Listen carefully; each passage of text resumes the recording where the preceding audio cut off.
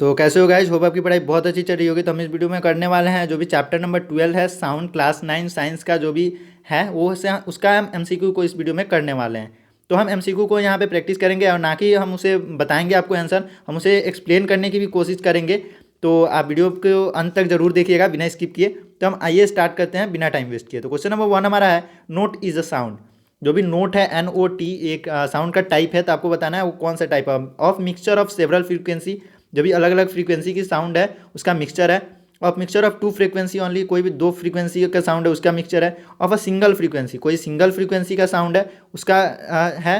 And always unpleasant to listen, तो इसका हम नॉइज बोलते हैं, ये मैं आपको पहले ही बता देता हूँ। तो इसका आंसर हो जाएगा आपको ऑफ अ सिंगल फ्रीक्वेंसी। जो भी ऑफ अ सिंगल फ्रीक्वेंसी, एक सिंगल फ्रीक्वेंसी की अगर कोई साउंड आती है तो हम उसे क्या बोलेंगे, नोट बोलेंगे। तो हम नेक्स्ट क्वेश्चन देखते हैं, क्वेश्चन नंबर 2 हमारा। A key is a mechanical piano struck gently and then struck again, but much harder this time. In the second case, sound will be louder but pitch will not be different. I think ये NCERT का question नहीं है, but ऐसे question बहुत सारे schools में पूछ दिए जाते हैं जस्ट बिकॉज, ताकि कोई 100 आउट ऑफ 100 कोई स्कोर ना कर पाए, क्योंकि आउट ऑफ सिलेबस भी क्वेश्चन पूछे जाते हैं स्कूल में। तो मैंने सोचा इसे करा दूं। तो क्वेश्चन नंबर 2 हमारा इसका सही हो जाएगा, sound will be louder but pitch will not be different. जो भी हमारा वैसे करने से जो भी पियानो का हमारा जो भी साउंड होगा वो लाउडर होगा, बट पिच जो होगा वो डिफरेंट नहीं होगा। तो क्वेश्चन नंबर 3 हो गया हमारा, इन सोनार। इसका फुल फॉर्म अगर आपको पता है SONAR का, तो आप उसे नीचे जो भी है कमेंट सेक्शन वहाँ पे आके ज़रूर बताएंगे, ताकि और भी जो बच्चे जिन्हें नहीं पता हो वहाँ पे जाके देख लेंगे। तो सोनार का फुल फॉर्म आप बता के जाएंगे। तो सोनार कहाँ होता है, ultrasonic waves, infrasonic waves, radio waves and Audible sound waves. तो मैं आपको यहाँ पे एक ऑप्शन कट कर देता हूँ, ऑडियो साउंड वेव में नहीं होगा। अब आपको यहाँ पे 3 ही ऑप्शन बताने हैं। चलो मैं रेडियो वेव भी कट कर देता हूँ, आपको 2 में बताने हैं। तो होगा आपने अब तक आंसर सोच लिया होगा। तो मैं आपको बताता हूँ, जो भी क्वेश्चन नंबर 3 है इसका आंसर होगा रेडियो वेव। सॉरी, मैंने कन्फ्यूज करने के लिए रेडियो वेव को कट किया था, आप उसे देख लेंगे। तो यहाँ पे ऑप्शन नंबर सी हमारा सही हो जाता है क्वेश्चन नंबर 3 का। तो हम नेक्स्ट क्वेश्चन देखते हैं, question number 4। Sound travel in air if particle of medium travel from one place to another, there is no moisture in the atmosphere, disturbance moves but both particle as well as disturbance travel from one place to another. तो आपको question number जो भी 4 है इसका option number D हमारा सही हो जाएगा, both particle as well as a disturbance travel from one place to another. तो जो भी होता है जो भी हमारा साउंड होता है वो वेव के फॉर्म में ट्रैवल करता है।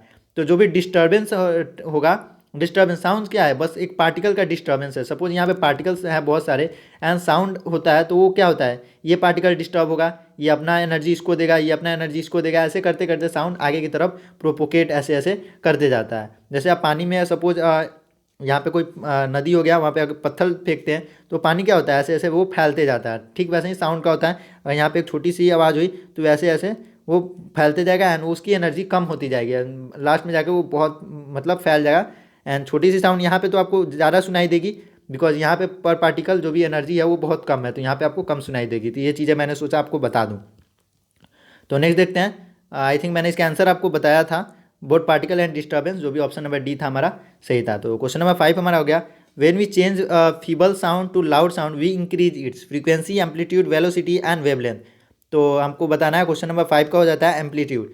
तो एम्पलीट्यूड एम्पलीफायर भी नाम की एक डिवाइस आती है, वैसे करके आप उसे याद कर सकते हैं। एम्पलीफायर मीन्स क्या होता है, कोई भी साउंड की बढ़ाना। तो एम्पलीट्यूड अगर बढ़ा देते हैं तो साउंड लाउड हो जाता है ना। Question number 6, in the curve half of the wavelength, in the curve. तो वेवलेंथ आपको क्या होता है, वेवलेंथ ये होता है, वेवलेंथ टोटल एक जो भी क्रेस्ट एंड ट्रॉप मिला के हम उसको वेवलेंथ बोलते हैं। तो हाफ ऑफ वेवलेंथ, तो AC हमारा हाफ ऑफ वेवलेंथ हो जाएगा, या CE हमारा हाफ ऑफ वेवलेंथ हो जाएगा। तो आप यहाँ पे देखेंगे कमाल की बात है, यहाँ पे कोई आपको ऑप्शन नहीं दिया हुआ है इस टाइप का।